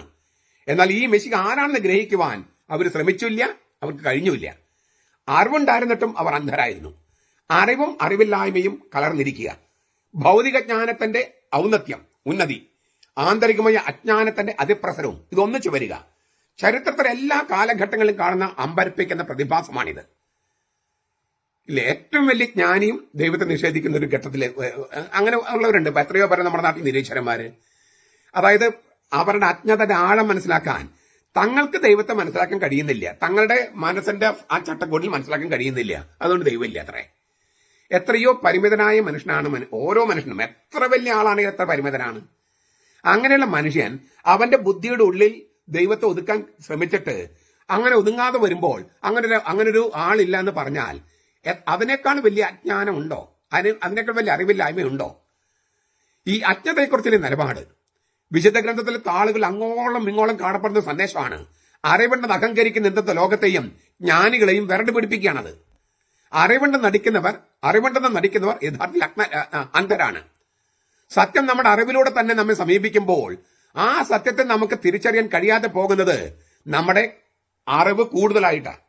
നമ്മുടെ അറിവ് വല്ലാതെ കൂടിപ്പോയാൽ, അതായത് ദൈവത്തെ തിരസ്കരിക്കുന്ന തരത്തിൽ കൂടിപ്പോയാൽ സത്യം നമ്മളെ സമീപിച്ചാലും സത്യത്തെ നമുക്ക് തിരിച്ചറിയാൻ കഴിയില്ല. അപ്പൊ ഈ അറിവിനകത്ത് തന്നെ ഒരു അജ്ഞതയുണ്ടാണ്. ദൈവത്തെ മാറ്റി നിർത്തി ദൈവത്തെയും മനുഷ്യനെയും മനസ്സിലാക്കാൻ പറ്റുന്ന ഒരു അറിവല്ലാതെ മറ്റേത് അറിവുണ്ടായാലും സത്യം തിരിച്ചറിയാൻ കഴിയാതെ വരും. ഏറ്റവും ലളിതമായി പറഞ്ഞാൽ, എന്താണ് അറിയേണ്ടതെന്നൊക്കെ എനിക്കറിയാം എന്നൊരു ധാർഷ്ട്യത്തോടെ സമീപിച്ചാൽ നമ്മൾ അറിയേണ്ട കാര്യങ്ങൾ അറിയാതെ പോകും. ഞാൻ പെട്ടെന്നൊരു ഉദാഹരണം പറയുന്നതാ. ഞങ്ങൾ എറണാകുളംകാരെ അച്ഛൻ പഠിപ്പിക്കാൻ വരണ്ട, ഞങ്ങൾ എറണാകുളം നിങ്ങൾ അച്ഛൻ പഠിപ്പിക്കാൻ വരണ്ട, അങ്ങനെ നിലപാടെടുത്തിരിക്കുകയാണ് വിമത വൈദികരും വ്യാൽമായ മുന്നേറ്റക്കാരും. അവർക്ക് എന്തെങ്കിലും സത്യം തിരിച്ചറിയാൻ പറ്റുമോ? എത്രയൊക്കെ ചരിത്രരേഖകളോ എത്രയൊക്കെ ദൈവശാസ്ത്രമോ അവരുടെ മുമ്പിൽ അവതരിപ്പിച്ചാലും അവരെ പഠിപ്പിക്കാൻ കഴിയില്ല. കാരണം എന്താണ്? ഞങ്ങളെ പഠിപ്പിക്കാൻ താൻ ആളായിട്ടില്ല. ഞങ്ങൾക്കറിയേണ്ടതല്ല, ഞങ്ങൾക്കറിയാം. ഈ ഒരു അഹന്തയിൽ ഇരിക്കുകയാണ്. അങ്ങനെയുള്ള ഒരു അഹന്തയിൽ ഇരിക്കുമ്പോൾ യഥാർത്ഥ ജ്ഞാനം കിട്ടുകയില്ല. ഇതാണ് ഈ സത്യത്തെ നമുക്ക് തിരിച്ചറിയാൻ പറ്റില്ല എന്ന് പറയുന്നത്. തീർച്ചയായിട്ടും നമ്മുടെ അറിവില്ലായ്മ നമ്മുടെ കുറ്റത്തിന്റെ ഗൗരവം കുറയ്ക്കാം. മനംമാറ്റത്തിന്റെ മണിമുറ്റത്തേക്ക്, മാനസാന്തരത്തിന്റെ സാന്ത്വന തീരത്തേക്കുള്ള പാത തുറന്നിടുകയും ചെയ്യാം. എങ്കിലും അജ്ഞത നമ്മൾ വെറുതെ അങ്ങ് കുറ്റവിമുക്തരാക്കുന്നില്ല. അത് സത്യത്തിന്റെ വിളിയോട് പ്രതികരിക്കാൻ വിസമ്മതിക്കുന്ന ഹൃദയത്തിന്റെ മരവിപ്പ് എത്രമാത്രമാണെന്ന് നമുക്ക് കാണിച്ചു തരികയാണ്. എന്തൊരു വിരോധാഭാസമാണിത്! അജ്ഞാനത്തിൽ ജ്ഞാനം ഒളിഞ്ഞിരിക്കുന്നു. അതേസമയം എല്ലാ കാലത്തും എല്ലാവർക്കും അതൊരാശ്വാസമാണ്. കാരണം ഞാൻ പറഞ്ഞല്ലോ, ദൈവത്തിന്റെ കൃപയും കാര്യവും ലഭിക്കാൻ അറിവില്ലായ്മയെക്കുറിച്ചുള്ള തിരിച്ചറിവ് സഹായിക്കാം ദൈവത്തിന്റെ കൃപയും കാരുണ്യവും ലഭിക്കാൻ. ഇതാണ് ഈ അറിയാതെയാണ് ചെയ്തത് എന്നുള്ള കാര്യം. ഇങ്ങനെ കുരിശിൽ കിടന്നിട്ട് കർത്താവ് ഇങ്ങനെ പ്രാർത്ഥിക്കുമ്പോൾ, ഈ പിതാവെ ഒരു ക്ഷമിക്കണം പ്രാർത്ഥിക്കുമ്പോൾ, ഈ കവർച്ചക്കാരിൽ ഒരുവൻ നീ ക്രിസ്തു അല്ലേ, നിന്നെ രക്ഷിക്കും, ഞങ്ങൾ രക്ഷിക്കാന്നൊക്കെ പറഞ്ഞു. മറ്റവൻ, ഈ നല്ല കള്ളൻ പറയുവൻ, ഈ ഇടത്തുള്ള കള്ളനെ ശകാരിച്ചിട്ട് പറയാം. അപ്പൊ സദ്വാർത്തക്കുള്ളിൽ സദ്വാർത്ത എന്നറിയപ്പെടുന്ന ഒരു തിരുവചനത്തിന് തുടക്കം കുറിക്കുകയാണ് ഈ നല്ല കള്ളൻ. നല്ല കള്ളൻ എന്താ പറഞ്ഞത്? ഇല്ലേ, അവന് ശകാരിച്ചിട്ട് പറയാണ്, നീ എന്തായി പറയണേ, നീയും ഞാനൊക്കെ അർഹിക്കുന്നതാ കിട്ടിയിരിക്കുന്നത്, ഈ കുരിശുമരണം നമ്മൾ അർഹിക്കുന്നതാ. അത്രമാത്രം താന്തോന്നിത്തരം നമ്മൾ ചെയ്തിട്ടുണ്ട്, അത്രമാത്രം അധാർമികത നമ്മൾ ചെയ്തിട്ടുണ്ട്, കള്ളത്തരം നമ്മൾ ചെയ്തിട്ടുണ്ട്, വഞ്ചന ചെയ്തിട്ടുണ്ട്. പക്ഷെ ഈ മനുഷ്യൻ അതായത് നടുക്ക് കിടക്കുന്ന ആ മനുഷ്യൻ ദൈവത്തിന്റെ തിരുമുഖത്തെ ദൃശ്യമാക്കുന്ന സത്യമായ ദൈവപുത്രനാണെന്നൊരു ഉൾക്കാഴ്ച അവനുണ്ടാകുകയാണ്. അതുകൊണ്ട് ഈ മറ്റേ കവർച്ചക്കാരനെ ശാസിച്ചിട്ട് ഈ നല്ല കള്ളെന്ന് പറഞ്ഞ ആള് യേശുവിലേക്ക് തിരിഞ്ഞിട്ട് പറയാ, യേശുവേ, നിന്റെ രാജകീയ ശക്തിയിൽ നീ ആഗതനായി നിന്റെ രാജ്യത്ത് പ്രവേശിക്കുമ്പോൾ എന്നെ ഒന്ന് ഓർക്കണേ. ലൂക്ക 23:42. ഈ നല്ല കള്ളൻ പറഞ്ഞ വാക്കുകളുടെ അർത്ഥം നമുക്ക് മുഴുവൻ മനസ്സിലാകില്ല. നിന്റെ രാജകീയ ശക്തി എന്നതുകൊണ്ടും നീ ആഗതനാകുമ്പോൾ എന്നെയും ഓർക്കണമേ എന്ന പ്രതിസന്ധി കൊണ്ടും എന്താണ് കള്ളൻ അർത്ഥമാക്കിയെന്ന് നമുക്ക് കൃത്യമായിട്ട് അറിയില്ല. പക്ഷെ ഒരു കാര്യം നമുക്കറിയാം, കുരിശിൽ കിടക്കുമ്പോൾ ഈ മനുഷ്യൻ വ്യക്തമായി മനസ്സിലാക്കി, തീർത്തും ശക്തിയില്ലാതെ നിരാലംബനായി നിസ്സഹായനായി കിടക്കുന്ന ഈ മനുഷ്യൻ എന്ന യേശു ഇസ്രായേൽ ജനം പ്രതീക്ഷയോടെ നോക്കിപ്പാർക്കുകയും കാത്തിരിക്കുകയും ചെയ്തിരുന്ന യഥാർത്ഥ മിശിഹാ രാജാവാണ്. അതിനാൽ കുരിശിൽ മാത്രമല്ല, മഹത്വത്തിലും യേശുവിന്റെ അരികിലായിരിക്കാൻ ഈ നല്ല കള്ളൻ ആഗ്രഹിക്കുകയാണ്. നിങ്ങൾക്ക് ഈ നസറത്തിലെ യേശു എന്ന് പറഞ്ഞിട്ട് ബെനഡിക്ട് മാർപ്പാപ്പയുടെ പുസ്തകമുണ്ട്. അത് ആളൊരു ബിബ്ലിയയിൽ ആ പുസ്തകം കിട്ടും. അതിനകത്ത് രണ്ടാമത്തെ വോളിയത്തിനകത്ത് 338 ആ പേജുകളിൽ ഇതേക്കുറിച്ചൊക്കെ മാർപ്പാപ്പ വളരെ മനോഹരമായിട്ട് അവതരിപ്പിച്ചിട്ടുണ്ട്. നോക്കുക, ഈ നല്ല കള്ളൻ യേശുവെ എന്നാണ് വിളിക്കുന്നത്. യേശുവെ. മനുഷ്യരുടെ ഇടയിൽ രക്ഷയ്ക്കായി യേശു എന്ന നാമമല്ലാതെ മറ്റൊരു നാമം നൽകപ്പെട്ടിട്ടില്ല. സ്ലീഹന്മാരുടെ നടപടി പുസ്തകം 4:12. യാഹ്വേ എന്ന് വെളിപ്പെടുത്തിയ ഏക സത്യ ദൈവം തന്നെയാണ് യേശു. ഇനി മുതൽ യേശു എന്ന നാമത്തിലാണ് മനുഷ്യരുടെ രക്ഷ. ലൂക്കാസ് അവതരിപ്പിക്കുന്ന രക്ഷാശാസ്ത്രവും കുരിശന്റെ ദൈവശാസ്ത്രവും വെളിപ്പെടുകയാണ്. പീലാത്തോസിന്റെ വിധിവാചകമാണ് നല്ല കള്ളനം ആവർത്തിക്കുന്നത്. ഇവൻ ഒരു തെറ്റും ചെയ്തിട്ടില്ല, യേശു നിഷ്കളങ്കനാണ്, യേശുവാണ് ദൈവനാമധാരി, യേശുവാണ് യാഹ്വേ, അവന്റെ നാമത്തിലല്ലാതെ മറ്റൊരു നാമത്തിലും രക്ഷയില്ല. എന്നിട്ട് പറയാണ്, നീ നിന്റെ രാജ്യത്തിലേക്ക് വരുമ്പോൾ. കവർച്ചക്കാരന്റെ വിശ്വാസം നോക്കൂ. യേശു കുരിശിൽ മരിക്കുകയാണ്, ഈ കവർച്ചക്കാരൻ മരിക്കുന്നതിലും മരിക്കുകയാണ്. അത് അവന്റെ അവസാനമാണെന്ന് കവർച്ചക്കാരൻ വിചാരിക്കുന്നില്ലെന്ന് മാത്രം. യേശു മരിക്കുന്നെങ്കിലും യേശുവിന്റെ മരണം യേശുവിന്റെ അവസാനമാണെന്ന് കവർച്ചക്കാരൻ വിചാരിക്കുന്നില്ല. മറിച്ച് ആ കുരിശുമരണത്തിലൂടെ യേശു തന്റെ രാജ്യത്തിലേക്ക് വരികയാണ്. ഈ കുരിശുമരണത്തിലൂടെയാണ് യേശു തന്റെ രാജ്യത്തിലേക്ക് പോകുന്നത്. യേശുവാണ് യഥാർത്ഥ രാജാവ്, അവന്റേതാണ് യഥാർത്ഥ രാജ്യം. അവൻ തൂങ്ങിക്കിടക്കുന്ന കുരിശ് അവന്റെ രാജകീയ സിംഹാസനമാണ്. അവിടെ നിന്ന് സ്വർഗത്തിൽ ദൈവപിതാവിന്റെ വലത്ത് ഭാഗത്തേക്ക് അവൻ ആരോഹണം ചെയ്യും. ഈ കുരിശിലേക്ക് കയറിയവൻ അവിടെ നിന്ന് സ്വർഗത്തിൽ ദൈവപിതാവിന്റെ വലത്ത് ഭാഗത്തേക്ക് ആരോഹണം ചെയ്യും. മാത്രമല്ല, കുറ്റവാളികൾക്ക് പൊതുമാപ്പ് കൊടുത്ത് വിട്ടയക്കാനുള്ള അവകാശവും ഈ രാജാവിനുണ്ട്. അങ്ങനെയല്ലേ? സ്വാതന്ത്ര്യ ദിനത്തിൽ കുറച്ച് കുറ്റവാളികളെ വിട്ടയക്കുന്നു. അത് പണ്ട് രാജാക്കന്മാർ ചെയ്തിരുന്ന ഒരു പാരമ്പര്യത്തിൽ നിന്ന് വന്നതാണ്. ഇപ്പൊ അത് സർക്കാർ ചെയ്യണു. ഈ കവർച്ചക്കാരെയോ കുറ്റവാളികളെയൊക്കെ വിട്ടയക്കാനുള്ള അധികാരമുള്ള രാജാവാണ് ഈ കുരിശിൽ കിടക്കണേ. INRI യേസുസ് നസ്രൈനസ് റെക്സ് യദയോരും ഇല്ലേ, യഹൂദമയുടെ രാജാവായ നസ്രാക്കാരൻ ഈശോ രാജാവാണവൻ. ആ രാജാവ് കുരിശിൽ തൂങ്ങിക്കിടക്കുന്നു, സിംഹാസനത്തിൽ തൂങ്ങിക്കിടക്കുന്നു. അവിടുന്ന് സ്വർഗത്തിൽ ദൈവത്തിന്റെ വലതുഭാഗത്തേക്ക് ആരോഹണം ചെയ്യുന്നു. കുറ്റവാളിക്ക് മാപ്പ് കൊടുക്കാൻ അധികാരമുള്ള രാജാവാണ് ഈ കിടക്കണേ. കുരിശിൽ കിടക്കുന്ന യേശു എന്ന മനുഷ്യൻ, ശക്തിരഹിതനും നിരാലംബനും നിസ്സഹായനുമായി മനുഷ്യൻ, അവനാണ് യഥാർത്ഥ രാജാവ്. അവൻ മഹത്വത്തിലേക്ക് പ്രവേശിക്കുകയാണ്. ഇത് തിരിച്ചറിഞ്ഞു എന്നുള്ളതാണ് ഈ കള്ളന്റെ ഉൾക്കാഴ്ച എന്ന് പറയുന്നത്. അപ്പോൾ ഈ നീ നിന്റെ രാജ്യത്തിൽ വരുമ്പോൾ എന്നെ കൂടി ഓർക്കണേ. കർത്താവ് ഉടനെ തന്നെ മറുപടി കൊടുക്കുകയാണ്, ഇന്ന് നീ എന്നോട് കൂടെ പർദീസയിലായിരിക്കും. ഈ അനുതപിച്ച കുറ്റവാളി പാപത്തിന് സ്വതന്ത്രനായിരിക്കുന്നുവെന്ന് മരണത്തിന്റെ മേൽ വിജയം വരിച്ച യേശു പ്രഖ്യാപിക്കുക. ഇന്ന് നീ എന്നോട് കൂടെ പർദീസയിലായിരിക്കും. ഒരു രാജകീയ വിളംബരാണത്. നമ്മൾ ചണ്ടകൊട്ടിക്ക് അറിയിക്കില്ലേ രാജകീയ വിളംബരം? ഇന്ന് നീ എന്നോട് കൂടെ പർദീസയിലായിരിക്കും. ജീവിക്കുന്നവരുടെയും മരിച്ചവരുടെയും വിധിയാളനായി അഭിഷേകം ചെയ്യപ്പെട്ട ദൈവത്തിന്റെ ക്രിസ്തുവിന്റെ വിധിവാചകമായിരുന്നു, ഇന്ന് നീ എന്നോടുകൂടെ പർദീസയിലായിരിക്കും. കുറ്റവാളിയെ വെറുതെ വിട്ടുകൊണ്ട് രാജാവും ന്യായാധിപനുമായവൻ വിധി പ്രസ്താവിച്ചു. ചരിത്രം സൃഷ്ടിച്ച വിധിയായിരുന്നു അത്. ഇന്ന് എന്നാണ് പറയണേ, നാളെ കഴിഞ്ഞ് മറ്റന്നാൾ എന്നല്ല, ഇന്ന് രക്ഷ യേശുവിൽ ഒരു വർത്തമാന കാല യാഥാർത്ഥ്യമാണ്. അന്നും ഇന്നും എപ്പോഴും അത് അവനിൽ സന്നിഹിതമാണ്. പാപികളോടത്ത് ഭക്ഷണമേശ പങ്കിട്ട യേശു കുറ്റവാളിക്ക് പറുദീസായിലെ സൗഹൃദം വാഗ്ദാനം ചെയ്യുന്നു. എന്നോടുകൂടെ എന്നതിന് ഒരാളെ കൂട്ടത്തിലായിരിക്കുമെന്ന് മാത്രമല്ല, അയാളുടെ സൗഭാഗ്യത്തിൽ പങ്കുപറ്റുമെന്ന് കൂടി അർത്ഥമുണ്ട്. യേശുവിന്റെ രാജ്യത്തിൽ നല്ല കള്ളന് നല്ലൊരു പങ്ക് ലഭിക്കും. യേശു നമ്മുടെ പാപം പോക്കി നമ്മെ തന്റെ രക്തത്താൽ വിടിവെച്ച് തന്റെ പിതാവായ ദൈവത്തിന് നമ്മെ രാജ്യവും പുരോഹിതന്മാരും ആക്കി തീർത്തിരിക്കുന്നുവെന്ന് വെളിപാട് ദിവസം 1:6 പറഞ്ഞിരിക്കുന്നത് ഇവിടെ നിറവേറുകയാണ്. അപ്പൊ പറയാണ് ഈ പറുദീസായാല് എന്നെ കൂടി ഓർക്കണമെന്നേ പറഞ്ഞുള്ളൂ.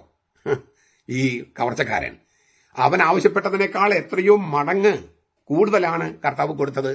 തന്നെ ഓർക്കണമെന്ന് പറഞ്ഞവന് യേശു പറയാണ്, നീ എന്നോട് പറുദീസയിലായിരിക്കും. യേശു അനിശ്ചിതമായ ഭാവിയെ പറ്റി പറയാതെ ഇന്ന് ആ ദിവസത്തെക്കുറിച്ച് പറയുന്നു. ഇന്ന് ഇതൊരു തീർച്ചയായിട്ടും ഒരു നിഗൂഢാലും പ്രഖ്യാപനമാണ്. എങ്കിലും ഒരു കാര്യം വ്യക്തമാണ്, യേശു പിതാവുമായുള്ള കൂട്ടായ്മയിലേക്കും ഐക്യതയിലേക്കും ഉടനെ പ്രവേശിക്കുകയാണ്. അക്കാരണത്താൽ പറുദീസിലേക്കുള്ള പ്രവേശന പാസ് ഇന്ന് തന്നെ വാഗ്ദാനം ചെയ്യാനും കൊടുക്കാനും കർത്താവിന് കഴിയുന്നു, യേശുവിന് കഴിയുന്നു. ഇന്ന് തന്നെ കൊടുക്കുമെന്ന് യേശു വാഗ്ദാനം ചെയ്യുന്നു, കൊടുക്കുന്നു. എന്ത്? പറുദീസ. മനുഷ്യവംശം എവിടെ നിന്ന് നിലംപതിച്ചുവോ ആ പറുദീസിലേക്കാണ് താൻ മനുഷ്യവംശത്തെ നയിക്കുന്നുവെന്ന് യേശുവിനറിയാം. മനുഷ്യരുടെ സത്യമായ രക്ഷ എന്ന നിലയിൽ ആ പറുദീസ ദൈവമായുള്ള കൂട്ടായ്മയാണ്. അതിനാൽ ക്രിസ്തീയ ഭക്തരുടെ ചരിത്ര പരിസരത്ത് നല്ല കള്ളൻ പ്രത്യാശയുടെ ഒരു ആൾരൂപമാണ്. പ്രത്യാശയുടെ ആൾരൂപം. നമ്മുടെ അന്ത്യനിമിഷത്തിലും ദൈവത്തിന്റെ കാരുണ്യത്തിൽ നമ്മെ എത്തിപ്പിടിക്കാനാകുമെന്ന ഉറപ്പിന്റെ ഐക്കണാണ് നല്ല കള്ളൻ. ഇതുകൊണ്ടാണ് നമ്മൾ മരിയസ്തുതി ചൊല്ലുമ്പോൾ ഇപ്പോഴും ഞങ്ങളുടെ മരണസമയത്തും തമ്പുരാനോട് ഞങ്ങൾക്ക് വേണ്ടി അപേക്ഷിക്കണമെന്ന് പറയണേ, മറിയത്തോട്. ഇപ്പോഴും മരണസമയത്തും, അതായത് നമ്മുടെ മരണനിമിഷത്തിലും ദൈവത്തിന്റെ കാരുണ്യത്തിന് ഒരുപക്ഷെ നമ്മൾ എത്തിപ്പിടിക്കാനാകും എന്ന ഉറപ്പിന്റെ ഐക്കണാണ്. അങ്ങനെ എത്തിപ്പിടിക്കാൻ ഇടയാക്കണമെന്നാണ് മറിയത്തോട് പ്രാർത്ഥിക്കുന്നത്. തെറ്റായി വ്യയം ചെയ്ത അയാളുടെ ജീവിതത്തിന് ശേഷം, ഈ കവർച്ചക്കാരന്റെ ജീവിതത്തിന് ശേഷം ദൈവത്തിന്റെ തീരാകാരുണ്യത്തിന്റെ കൃപയ്ക്കായുള്ള അയാളുടെ അപേക്ഷ വെറുതെ ആയില്ല. എത്രമാത്രം വഴിപിടിച്ച ജീവിതമാണ് നാം നയിക്കുന്നതെങ്കിലും ദൈവത്തിന്റെ കരുണയ്ക്ക് വേണ്ടി സത്യസന്ധമായി ആഗ്രഹിച്ച് യാചിച്ചാൽ അത് വെറുതെയാകില്ലെന്ന് നല്ല കള്ളൻ നമ്മെ പഠിപ്പിക്കുകയാണ്. അതെ, നമ്മുടെ പ്രത്യാശ യേശു തന്നെയാണ്, അവന്റെ കാരുണ്യമാണ്. നമ്മുടെ പാപം ഹിമാലയം പോലെ വലുതാണെങ്കിലും അതിനെ കവച്ചു വെക്കുന്ന ചക്രവാളമാണ് അവന്റെ തീരാ കാരുണ്യം. ഇന്നലെ നമ്മൾ പ്രത്യാശയുടെ മാതാവ് ഒക്കെ നമ്മൾ ധ്യാനിച്ചപ്പോൾ ഇത് ചെറുതായിട്ട് സൂചിപ്പിച്ചു. അതിനാൽ ക്രിസ്തീയ ഭക്തിയുടെ ചരിത്ര പരിസരത്ത് പ്രത്യാശയുടെ ഒരു പുതിയ ആൾരൂപമാണ് ഈ നല്ല കള്ളൻ എന്ന് പറയുന്നത്. ഇതാണ് 13ാം ശതകത്തില് ഫ്രാൻസിസ്കൻ സന്യാസിയായിരുന്ന തോമസ് ചലാനോ രചിച്ച ദിയസ് ഈറെ ക്രോധത്തിന്റെ ദിനമെന്ന കീർത്തനത്തില് 13ാമത്തെ സ്റ്റാൻസയില് ഇങ്ങനെ എഴുതിയത്: മറിയത്തിന് മാപ്പ് കൊടുത്ത നീ, കള്ളന്റെ പ്രാർത്ഥന കേട്ട് ഉള്ളലിഞ്ഞ നീ, ഇന്നെനിക്കേകുന്നു നൽപ്രതീക്ഷ. ആ പ്രാർത്ഥന തുടങ്ങിയത് ഈ ഇങ്ങനെ പേടിപ്പിക്കുന്ന ഒരു വാക്കിലൂടെയാണ്. എങ്ങനെ? ക്രോധദിനവും ശിക്ഷാവിധിയും ആസന്നമായിരിക്കുന്നു, ദാവീദന്റെ വചനവും സിബിലിന്റേതും യോജിച്ചിരിക്കുന്നു, സ്വർഗവും ഭൂമിയിൽ ചാരത്തിൽ അവസാനിച്ചിരിക്കുന്നു എന്ന് പറഞ്ഞ് തുടങ്ങുന്ന ഒരു കീർത്തനം. പക്ഷെ അതിനകത്ത് ഒരുപാട് പ്രത്യാശ വെച്ചിട്ടുണ്ട്. അതിനകത്തൊരു പ്രത്യാശയാണ് കള്ളന്റെ പ്രാർത്ഥന കേട്ട് ഉള്ളലിഞ്ഞ നീ, ഇന്നെനിക്കേകുന്നു നൽപ്രതീക്ഷ. അതിനാൽ ദിയസ് ഈറെ എന്നുള്ള ക്രോധദിനം എന്നാണെങ്കിലും ഈ തോമസ് ചലാനോ രചിച്ചതില് ഒരുപാട് പ്രത്യാശ വെച്ചിട്ടുണ്ട്, പേടിപ്പെടുത്തുന്നതല്ല. ഞാൻ ആവർത്തിക്കുകയാണ്, ഈ ചലനചിത്രത്തിൽ എന്താണ് വരണമെന്ന് എനിക്ക് അറിഞ്ഞുകൂടാ. പക്ഷേ ദിയസ് ഈറെ എന്നുള്ള കീർത്തനം അതൊരു ക്രിസ്തീയ സന്യാസി എഴുതിയതാണ്, കത്തോലിക്ക സന്യാസി എഴുതിയതാണ്. അതില് പേടിപ്പിച്ചുകൊണ്ടാണ് തുടങ്ങുന്നതെങ്കിലും ഒരുപാട് പ്രത്യാശയുടെ കീർത്തനങ്ങളെ ഇങ്ങനെ മാലകൾ കോർത്തിട്ടുള്ള ഒരു കീർത്തനമാണത്. അതുകൊണ്ടാണ് ഈ ദിയസ് ഈറെ ക്രോധദിനം എന്ന് പറഞ്ഞാലും അതൊരു പ്രതീക്ഷയുടെ ദിനമാണ്. ഈ ന്യായവിധിയുടെ ദിനം പ്രതീക്ഷയുടെ കൂടി ദിനമാണെന്ന് പറയുന്നതിന് കാരണം ബെനഡിക്ട് മാർപ്പാപ്പ ഒരു കാര്യം കൂടി പറയുന്നുണ്ട്. ഈ ക്രിസ്തുവാണ് മനുഷ്യപുത്രൻ എന്ന നിലയിൽ ന്യായാധിപൻ, പക്ഷേ അവൻ നമ്മുടെ സഹോദരനും കൂടിയാണ്. ഈ ന്യായാസനത്തിൽ ഇരിക്കുന്ന നമ്മുടെ പ്രവൃത്തികൾക്കനുസരണം വിധിക്കാനിരിക്കുന്ന ന്യായാധിപൻ മനുഷ്യനായി നമ്മുടെ കൂടെ ജീവിച്ചവനാണ്, നമ്മുടെ സഹോദരനാണ്. അതൊരു പ്രത്യാശയല്ലേ? ജഡ്ജി നമ്മുടെ സഹോദരനാണ്, രക്ഷകനുമാണ്. അതൊരു വല്ലാത്ത പ്രത്യാശയാണ്, ഒരു ഗംഭീരമായ ഒരു പ്രസാദാത്മകമായ പ്രത്യാശയാണ്. ആ പ്രത്യാശ കൈവിടാതിരിക്കാൻ നമുക്ക് എപ്പോഴും പരിശ്രമിക്കാം. നമ്മൾ എന്നും കാണുന്ന ഒരു സംഗതിയാണ്. അതായത് കൊള്ളക്കാരനെയും കൊലപാതകയെയും സപ്പോർട്ട് ചെയ്യുന്ന ഭരണാധികാരികളുണ്ട്, എല്ലാ കാലത്തും ഉണ്ട്. ഈ ബറാബാസ് എന്ന് പറഞ്ഞ കൊലപാതകയും കൊള്ളക്കാരനെയുമാണ് അന്നത്തെ മഹാപുരോഹിതന്മാരും ഒക്കെ സപ്പോർട്ട് ചെയ്തത്. യേശു എന്ന നിഷ്കളങ്കനെ രക്ഷകൻ അവർ കൊല്ലുകയായിരുന്നു. പക്ഷേ ആ രക്ഷകനാണ് പ്രാർത്ഥിച്ചത്, ഇവരോട് ക്ഷമിക്കണേ, അവരറിവില്ലായ്മ കൊണ്ടാണ് ചെയ്യുന്നത്. ആ പ്രാർത്ഥന കേട്ടിട്ടാണ് ഈ നല്ല കള്ളനൊരു ഉൾക്കാഴ്ച ഉണ്ടാകുന്നത്, രക്ഷകനെക്കുറിച്ചും രക്ഷയെക്കുറിച്ചും പറുദീസായെക്കുറിച്ചും ഒക്കെ. അവന് അന്ന് തന്നെ ഏറ്റവും ആദ്യം പറുദീസിലേക്ക് കയറിയത് ജീവിതകാലം മുഴുവൻ തെണ്ടിയും തെമ്മാടിയും കാണിച്ച് കള്ളത്തരും കവർച്ചയും നടത്തിയ ഒരു മനുഷ്യനാണ് കർത്താവിനോടൊപ്പം പറുദീസിലേക്ക് പ്രവേശിച്ചത്. നമ്മൾ എത്ര വലിയ പാപികളാണെങ്കിലും ദൈവത്തിന്റെ കാരുണ്യത്തിന് നമ്മെ സമീപിക്കാൻ കഴിയും, നമ്മളെ സ്പർശിക്കാൻ കഴിയുമെന്ന് വലിയൊരു തെളിവല്ലേ അത്. അതാണ് പ്രത്യാശ. ആ പ്രത്യാശ നമുക്ക് നിലനിർത്താം. നമ്മുടെ കർത്താവ് ഈശോ മിശിഹായുടെ കൃപയും പിതാവായ ദൈവത്തിന്റെ സ്നേഹവും പരിശുദ്ധാത്മാവിന്റെ സഹവാസവും നാം എല്ലാവരോടും കൂടി ഉണ്ടായിരിക്കട്ടെ, ഇപ്പോഴും എപ്പോഴും എന്നേക്കും. ആമേൻ. ഈശോ മിശിഹായ്ക്ക് സ്തുതിയായിരിക്കട്ടെ. ഞാൻ മാണിപ്പറമ്പിലച്ചൻ. പാറേക്കാട്ടിൽ പിതാവ് 1962 പുറപ്പെടുവിച്ച ഇടയ ലേഖനം. കഴിഞ്ഞ ദിവസങ്ങളിൽ ഞാനൊരു സംയുക്ത ഇടയ ലേഖനം 2 ദിവസങ്ങളിലായി 2 ഭാഗമായി അവതരിപ്പിച്ചിരുന്നു. 1962 കർദിനാൾ പാറേക്കാട്ടിൽ പിതാവ് പ്രസിദ്ധം ചെയ്ത ഇടയലേഖനം. എന്റെ ചില വ്യാഖ്യാനങ്ങളും അതിന് നൽകിയിരുന്നു.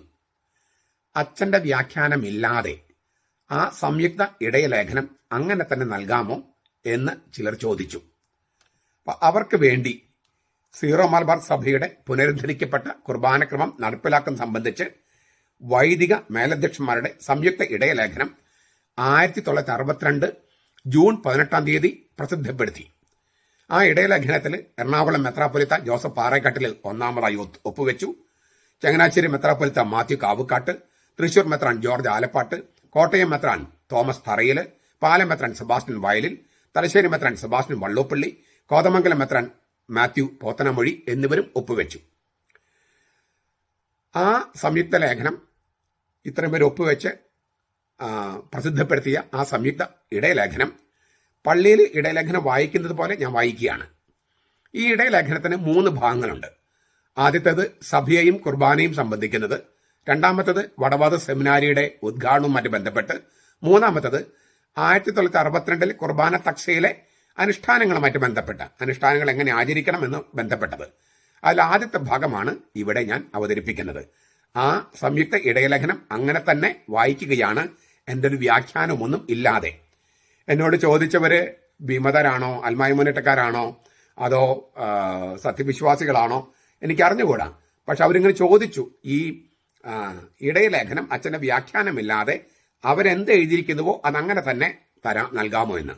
അപ്പൊ ഞാൻ അങ്ങനെ തന്നെ നൽകുകയാണ്. നമ്മുടെ സീറോ മലബാർ റീത്തിലെ കർമാനുഷ്ഠാന ക്രമം സംബന്ധിച്ച ചില പുനരുദ്ധാരണ നടപടികൾ നടന്നു വരുന്നത് എല്ലാവർക്കും അറിവുള്ളതാണല്ലോ. ഏവം വിധം പുനരുദ്ധരിക്കപ്പെട്ട പൊന്തിഫിക്കൽ 4 കൊല്ലം മുമ്പ് പ്രസിദ്ധീകരണമായി. തിരുക്കർമാനുഷ്ഠാനങ്ങൾ വിശ്വാസികൾക്ക് കൂടി മനസ്സിലാക്കത്തക്ക വിധത്തിൽ അവയിൽ മലയാള ഭാഷ ഉപയോഗിക്കുന്നതിനുള്ള അനുമതിയും പരിശുദ്ധ സിംഹാസനം നമുക്ക് നൽകുകയുണ്ടായി. അതനുസരിച്ചാണ് പട്ടം കൊടുക്കൽ ശുശ്രൂഷ മലയാളത്തിൽ നടപ്പാക്കിയത്. എന്നാൽ ഇപ്പോൾ അതിനേക്കാൾ കൂടുതൽ പ്രാധാന്യം അർഹിക്കുന്നതും എല്ലാ വിശ്വാസികളെയും നേരിട്ട് ബാധിക്കുന്നതുമായ ഒരു നടപടിയാണ് സ്വീകരിക്കുവാൻ പോകുന്നത്. പുനരുദ്ധരിക്കപ്പെട്ട നമ്മുടെ കുർബാന മലയാളത്തിൽ നടപ്പിലാക്കുവാൻ നിശ്ചയിച്ചിരിക്കുകയാണ്.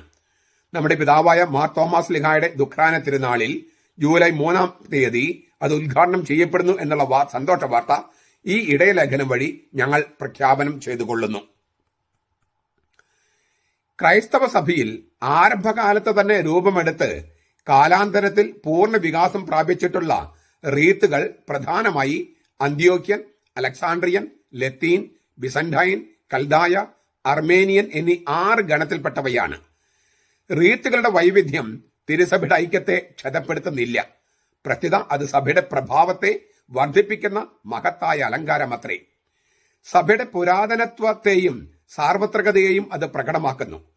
പരിശുദ്ധ പിതാവ് 9-ാം പിയൂസ് മാർപ്പാപ്പ 1853 ചെയ്ത ഒരു പ്രഭാഷണത്തിൽ ഇപ്രകാരമാണ് പ്രസ്താവിച്ചത്: ഈ റീത്തുകൾ അധിക പങ്കും നമുക്ക് സഭാപിതാക്കന്മാരിൽ നിന്ന് ലഭിച്ചിട്ടുള്ളവയാകയാൽ അവയുടെ പുരാതനത്വം മൂലം അവ പ്രത്യേക ബഹുമാനത്തിന് അർഹമാണ്. അവയെല്ലാം പരിരക്ഷിക്കപ്പെടുകയും സമാദരിക്കുകയും വേണം. ഈ ബാഹ്യചിഹ്നങ്ങൾ മൂലം ക്രിസ്തുവിന്റെ നിർമ്മല മണവാട്ടി വിസ്മയനീയമായ വൈവിധ്യം പ്രദർശിപ്പിക്കുന്നു എന്നും യാതൊരു തരത്തിലും അത് അവരുടെ ഐക്യത്തെ ക്ഷതപ്പെടുത്തുന്നില്ല എന്നും നമ്മുടെ മുൻഗാമികൾ ഗ്രഹിച്ചിരുന്നു. സഭ രാജ്യസീമകൾ കടന്ന് സകല ജനപദങ്ങളെയും വർഗങ്ങളെയും ആശ്ലേഷിക്കുകയും ഭാഷയിലും ആചാരങ്ങളിലും ആരാധനാക്രമങ്ങളിലും വ്യത്യസ്തങ്ങളെങ്കിലും ഒരേ വിശ്വാസത്തിൽ അവരെ സംയോജിപ്പിക്കുകയും ചെയ്തു പോന്നു. ആകയാൽ വിവിധ റീത്തുകൾ അന്യോന്യം പരിരക്ഷിക്കപ്പെടണമെന്നതാണ് തിരുസഭയുടെ ആദർശം. അതുകൊണ്ടാണ് ഓരോ റീത്തും അതതിന്റെ പ്രത്യേകതകൾ നഷ്ടപ്പെടുത്താതെ അഭംഗം നിലനിർത്തുന്നതിന് സഭ നിഷ്കർഷിക്കുന്നത്. എന്നാൽ റീത്തുകളെ വളരാൻ അനുവദിക്കാതെ ഒരു നിശ്ചലാവസ്ഥയിൽ അവയെ നിർത്തുന്നു എന്നല്ല ഇതിനർത്ഥം. റീത്തുകളും ആരാധനാക്രമങ്ങളും കാലത്തിനൊത്ത് വളരുക തന്നെ വേണം. മനുഷ്യന് ദൈവത്തോടുള്ള കടപ്പാടുകളുടെ ബാഹ്യപ്രകടനമാണല്ലോ ആരാധന.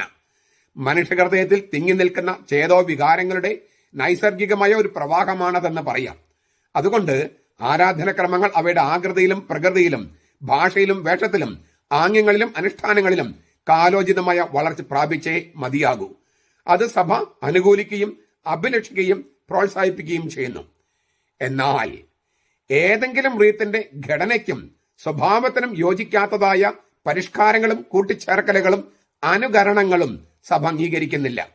സഭയുടെ ഔദ്യോഗികമായ ഈ നിലപാട് മാർപ്പാപ്പമാരുടെ തിരുവെഴുത്തുകളിലും നിർദ്ദേശങ്ങളിലും വ്യക്തമായി കാണാവുന്നതാണ്. 14 ബെനഡിക്തോസ് മാർപ്പാപ്പ 1743 ഗ്രീക്ക് സഭയ്ക്ക് അയച്ച ദമാന്താത്വം ചേലിത്തോസ് എന്ന തിരുവഴുത്തിൽ പറയുന്നു, ഗ്രീക്ക് സഭയുടെ ആരാധനാക്രമങ്ങളും ആചാരങ്ങളും സംബന്ധിച്ച് പൊതുവായി നാം ആജ്ഞാപിക്കുന്നത് ആദ്യമായി യാതൊരാളും പാത്രിയാർക്കിസോ മെത്രാനോ ആര് തന്നെ ആയാലും അവയുടെ കൃത്യവും പൂർണ്ണമായ ആചരണത്തെ തടസ്സപ്പെടുത്തുന്ന വിധത്തിൽ യാതൊന്നും മാറ്റുകയോ പരിഷ്കരിക്കുകയോ ചെയ്യരുതെന്നാണ്. ഇൻ സുപ്രേമ ഫേത്രി അപ്പസ്തോലിച്ചി 1848 എന്ന 9 പിയൂസിന്റെയും പ്രക്ലാര ഗ്രാത്തലാസിയോനിസ് ഓറിയന്താലിയം ദിഗ്നിത്താത്തിസ് 1804 എന്നീ 13 ലയോൻ മാർപ്പാപ്പയുടെയും ഓറിയന്താലിസ് എക്ലേസിയം ദേയി 1923 എന്ന 11 പിയൂസിന്റെയും ഓറിയന്താലിസ് എക്ലേസിയെ 1944 എന്ന 12 പിയൂസിന്റെയും വിശ്വലേഖനങ്ങളിൽ ഇക്കാര്യം വിശദമായി പ്രതിപാദിച്ചിട്ടുണ്ട്.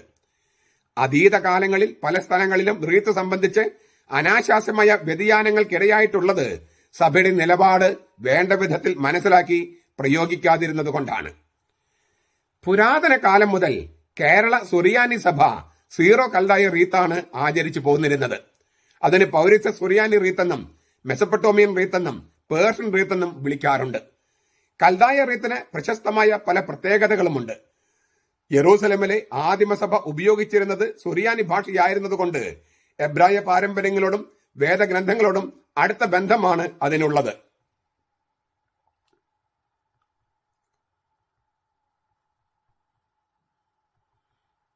കൂടാതെ കൽദായ സുറിയാനി റീത്ത് രൂപമെടുത്ത എദേസ നഗരം ആദ്യ നൂറ്റാണ്ടുകളിൽ ദൈവശാസ്ത്ര പഠനത്തിന്റെയും വേദപുസ്തക അധ്യയനത്തിന്റെയും ഒരു വിസ്തൃത കേന്ദ്രമായിരുന്നു.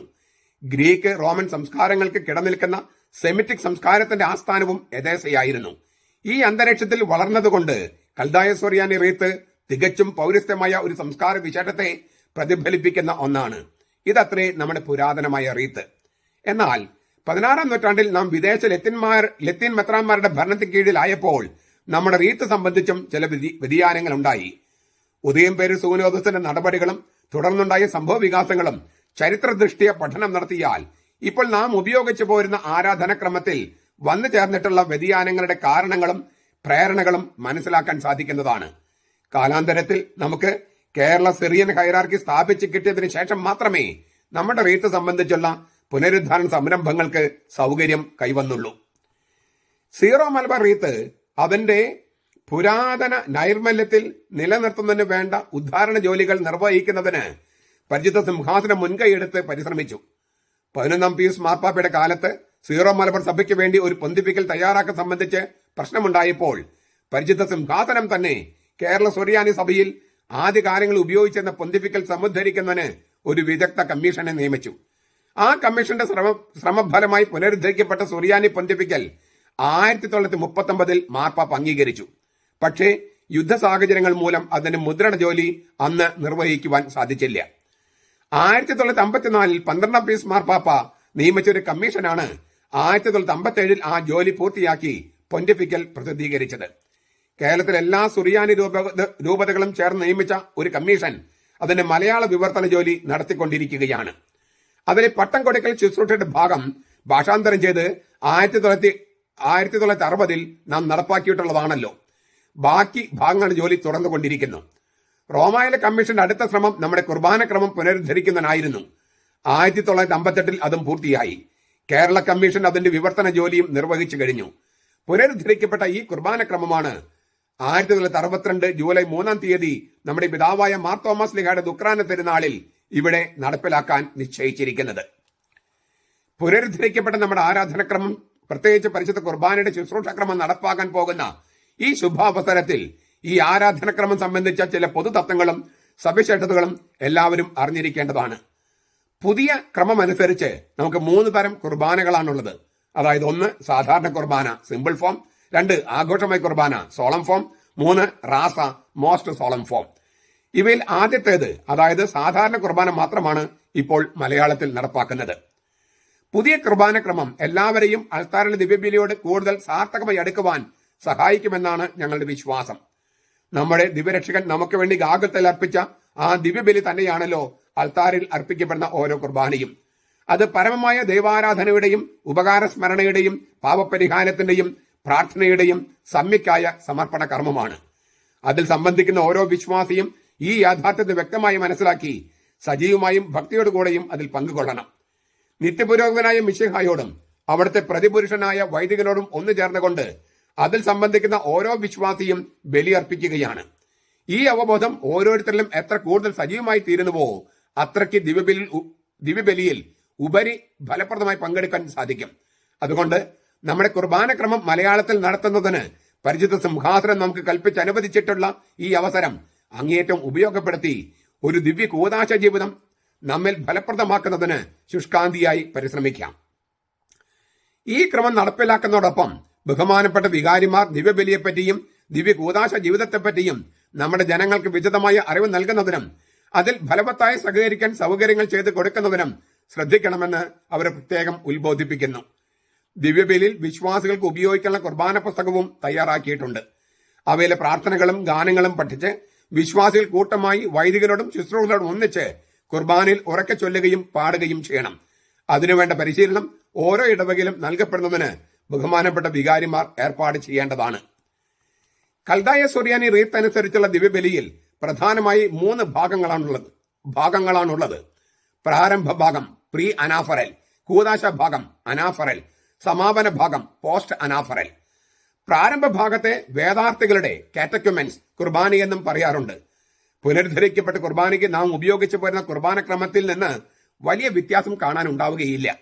പക്ഷേ റീത്തുകളുടെ സാങ്കേതിക മൂലതത്വങ്ങൾ അനുസരിച്ച് അതിൽ ഇടക്കാലത്ത് വന്നു ചേർന്നിട്ടുള്ള വ്യതിയാനങ്ങൾ പരിഹരിക്കപ്പെട്ടിട്ടുണ്ട്.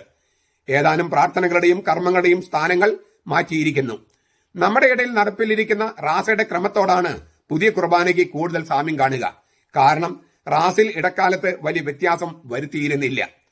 ലത്തീൻ റീത്തിൽ നിന്ന് പകർത്തപ്പെട്ട പ്രാർത്ഥനകളും കർമ്മങ്ങളും പുതിയ ക്രമത്തിൽ ഉപേക്ഷിക്കപ്പെട്ടു.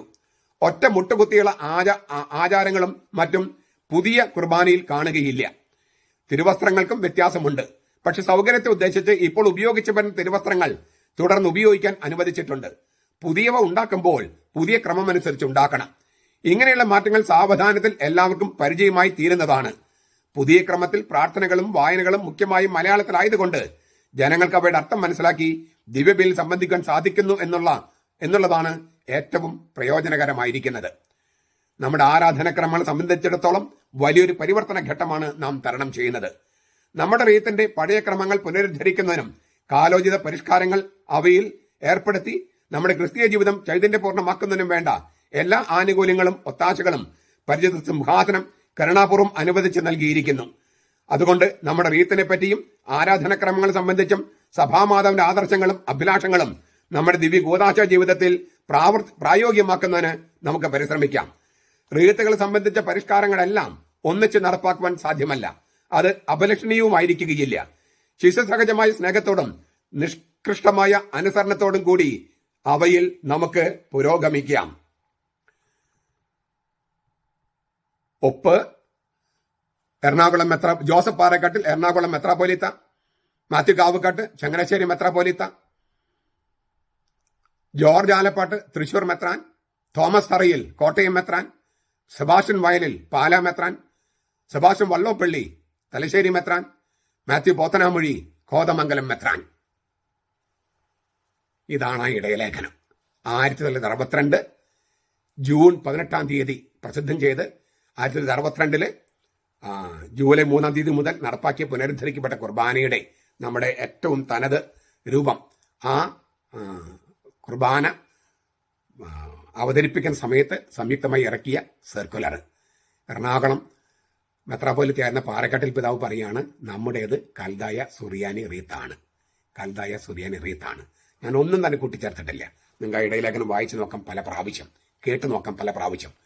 എറണാകുളത്തെ വൈദികർക്കും അൽമായ മുന്നേറ്റക്കാർക്കും ഇതൊക്കെ അയച്ചു കൊടുക്കുക. അവർ കാണട്ടെ, കേൾക്കട്ടെ. നമ്മുടെ കർത്താവ് ഈശോ മിശിഹായുടെ കൃപയും പിതാവായ ദൈവത്തിന്റെ സ്നേഹവും പരിശുദ്ധാത്മാവിന്റെ സഹവാസവും നാം എല്ലാവരുടെയും കൂടി ഉണ്ടായിരിക്കട്ടെ, ഇപ്പോഴും എപ്പോഴും എന്നേക്കും. ആമേൻ.